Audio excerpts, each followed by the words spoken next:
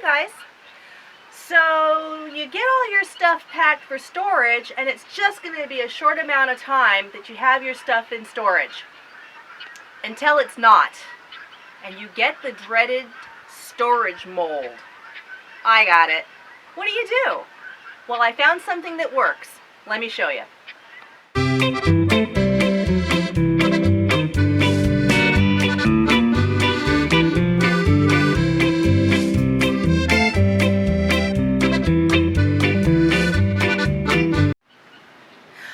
So we hadn't expected to have our stuff in storage the 3 years that it was in storage. We honestly, I was thinking 6 months because I'm an optimist.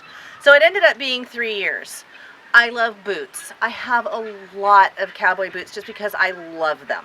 So I was unfortunate enough to receive all 3 levels of storage mold.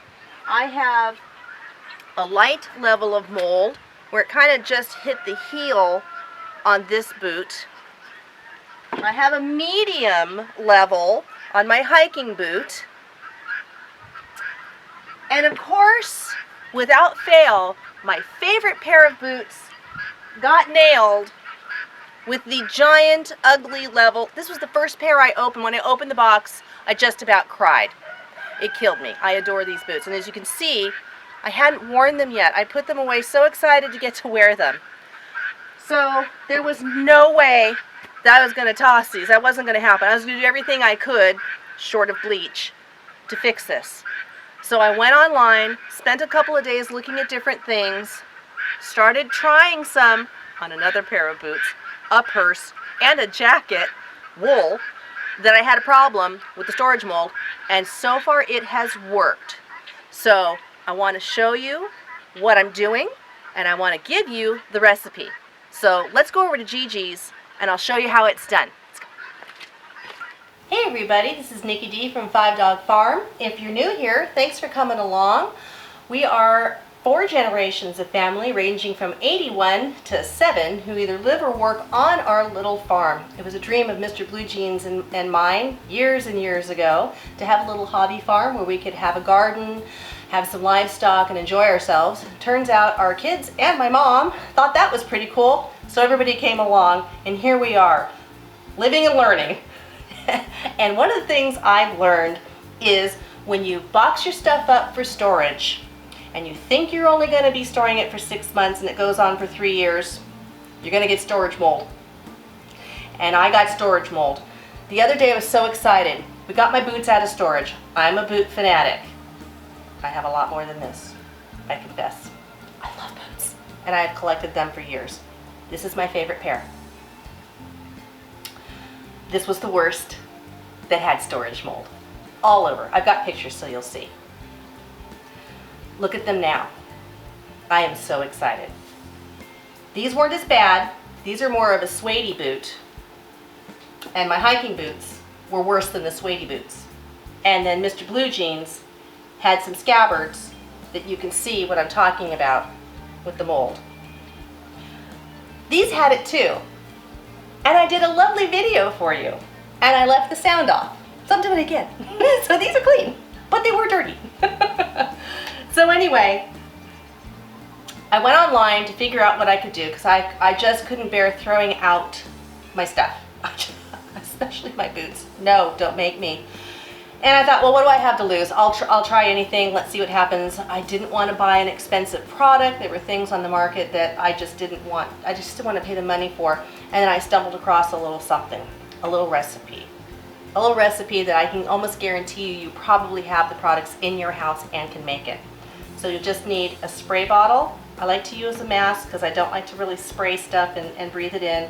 And just the other day we had a bunch of Mr. Blue Jeans t-shirts that were not in great shape. So I gave them to Maddie and Gigi, and they did a fabulous job of chopping them all up into just little throw-out rags.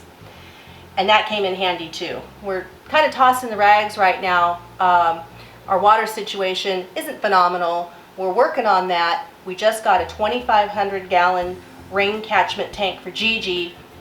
Last week, we got it set up on the pad. We have yet to connect it. It's been a slow process, but you got to learn about filters and UV filters and piping and pumps, but we're getting there. We're getting there, and eventually, soon, Gigi will actually have water coming out of those beautiful faucets in her home. So we're excited about that. But anyway, so we just toss these because we have a lot of t-shirts that are just crummy. So what is this, you're asking? What's going on, Nikki D? Okay, what I've used to go from icky mold to nice and clean on leather, and these have been cleaned for 3 days now, nothing's showing up. You ready? It's a 1-to-1 ratio of water to rubbing alcohol. That's it. No kidding. Are you shocked?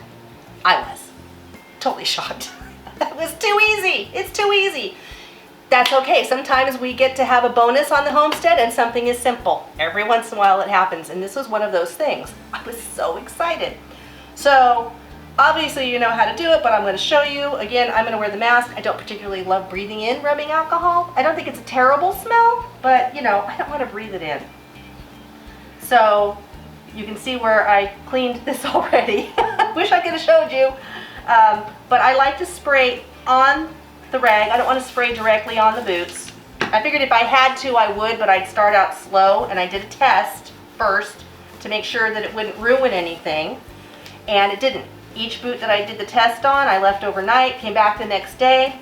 It was absolutely fine. There wasn't a mar, there wasn't little white spots, there was nothing to indicate that I had done anything to the boot other than give it a cleaning and get rid of this hideousness known as, at least by me, I call it storage mold.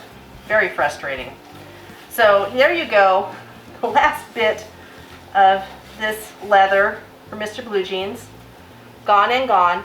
Now what I did was, after I cleaned everything, I put the boots out. We had some sun.